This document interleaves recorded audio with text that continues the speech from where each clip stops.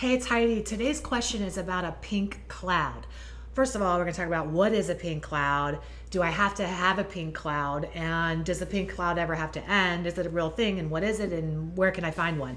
Well, the question is really important because really it's a question about motivation, cravings, goals. It's a big, big question with a lot of really great answers. And I'm so excited to give them to you today. So we're going to go ahead and get started. So the first thing is, what's a pink cloud? Well, the people that I work with who are usually coming into recovery or new to sobriety or have been in and out, a pink cloud refers to right after you make the decision to get sober or change your life or end a relationship or anything like that, you suddenly feel super motivated and you don't even crave or want the thing that you left behind. So you're feeling like it's easy kind of to stay sober. It's easy kind of to be away from that relationship that you were in. And so you wonder to yourself, gee, does this ever have to end? Do the cravings have to return? Does this have to be hard, or can my road to recovery just be kind of a no-brainer, just kind of easy for me? Well, let's think about it in this context. Have you ever ended a relationship with somebody that you knew, oh my God, this is the best decision you've ever made? At the time, this person was like all wrong for you, really giving you a hard time, really a nightmare for you, and you pulled the trigger and you were like, that's it, no more, and you ended it, and it was easy and you never looked back, right? Because at the time, you weren't craving them or stalking them on Facebook or asking your friends, hey, have you heard from so-and-so? And what do you think? And what's he up to? And I don't know. And who's that? And you weren't like stressing out. You weren't worried. It was easy because you had a lot of leverage. But a little time went by, okay? And suddenly about 30 days went by or something like that. And you started to think, well, I guess maybe he really wasn't that bad. I mean, maybe it was me. Maybe I could just try again and be a little nicer. I don't know. You start to think. And why? Because initially, everybody starts out to move to a new decision really because of pain, right? Like most of the people that come into treatment, for example, or make a decision to get sober, it's because the leverage is avoiding pain. Something happened at work. People found out. Somebody in your relationship started to give you some heat to notice what was going on with you. Maybe you got a DUI. Maybe you started to lose something. Maybe you lost a job. Maybe custody. Maybe your kids were starting to catch on, whatever have you. And then all of a sudden you're motivated. Okay. This is leverage in my world. You're motivated to all of a sudden pull the trigger and make a change. And it's easy for you. So you start to think, this is going to be pretty easy. But I'm going to tell you what happens. No matter how much leverage you had, okay, and how much pain you experienced, time, just by passing, you'll start to forget and get a little distance from how bad that was. And there will be a time where you will get off your pink cloud, and it will be difficult for you if you rely solely on the motivational piece. The motivation, a lot of the time, comes from the pain. The pain gives you the push.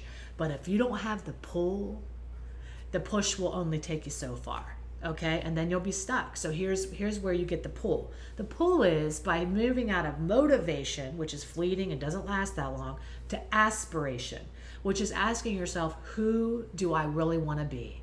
What do I really want? Who do I really want to be? What kind of life do I want to have? What kind of experiences do I want to create? And so now listen, I don't mean to be offensive, but let's be real. I can't help it, okay? Because of how I talk and how I am, I just kind of lay it out there. That's kind of person I am. So sometimes you'll hear somebody come in and try to be inspirational to you, right? Try to like be an inspiration in their own recovery journey or whatever. And they'll say things like, hey guys, I'm just super grateful to be here today because, before I didn't even have anybody that would like listen to me. But now I've got you guys like paying attention and listening, and that's really awesome. And what else is really great is like, for me, like every day I can shower now. Like for so long I didn't like take care of myself, but now I can shower every day. And like I didn't have a place of my own, but now I have like a house, and I can like sit in my house. Like I don't have a couch, but I have a beanbag that I can sit on, and it's awesome. And like the other thing that's really cool is like before I couldn't work, but now I have a job. I mean I don't like it. I mean I hate it. I hate my job. My job sucks, but I go to that job every day, and it sucks, but I have a job. Okay, listen.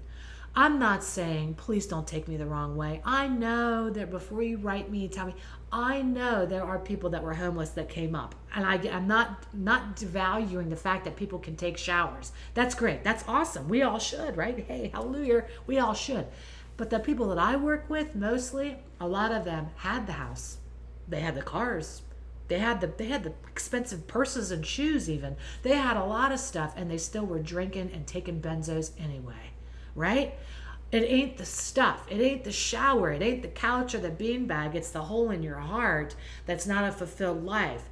And so when I say, hey, let's get the pull. Let's get the purpose that'll pull you, the purpose in your heart, the plan that'll pull you when the motivation stops pushing, right? When the pain stops pushing, the purpose will pull. Somebody should write that down. That is very good. When the pain stops pushing you, you need your purpose to pull. People say in recovery, well, don't plan anything. Don't make any plans because you never know what's going to happen. Well, here's the deal. One day at a time. One day at a time means be in the present moment. But if you don't plan, you plan to fail. You need a plan. You need a vision for your life. Those without a vision perish. You've got to have a vision to move forward. And it's got to be compelling. It's got to be something that jazzes you up and lights you up from the inside out. And a lot of people that I know that I in my coaching practice have been so long like avoiding their own needs, stuffing down their own needs, taking care of everybody else, the children, the house, the work, the grandparents, taking care of everything, that they lose themselves in the mix. So they forget how to take care of themselves, so that when I ask them, what do you want? They don't even know. So we have to work together to figure that out, what is it that's going to light your soul on fire. So yes, there will be a time when the motivation fails. You also don't have to want to do something to do it. The pink cloud's great, but sometimes when you make a decision to do something, you don't feel like doing it at all. So you have some motivation, not that much. You have an aspiration. You want to be like losing weight, for example, or getting healthy, getting in shape. You're like, wow, I want to be the person that can keep up with my kids, or I want to be able to have energy, or I want to be able to be comfortable, or whatever it is. But even if you have that going, if you miss the third thing, you're screwed. And the third thing is perspiration. Just go from motivation to aspiration to perspiration.